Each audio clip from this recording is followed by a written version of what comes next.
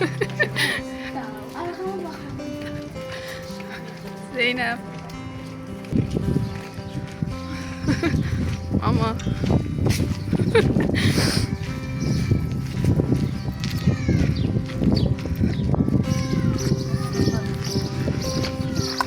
kənd yerinə oxşadı. İnan sənə bir kənddəyik. Elə bir ab-hava yaratdı.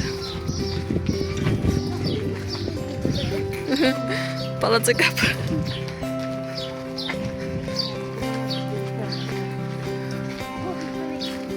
Sen kapatacaksın.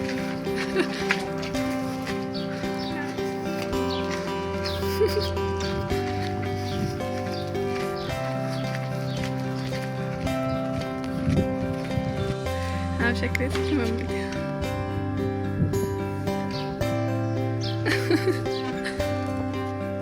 Evet, məktəbim buradır. İşlədiyim məktəb. Şəhidlərin şəklidir.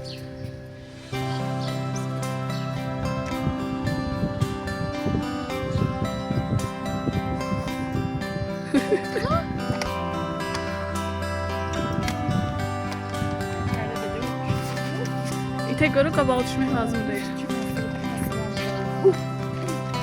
İtdən qorxursun seni. Resim önüne o kadar taş getirir ki. Yusuf yanımıza yere düşəcəm arsana.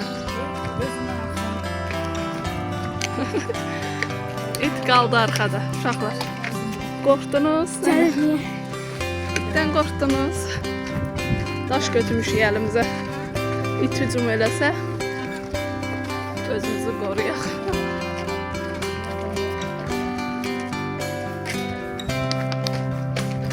İt baxır arxamızca.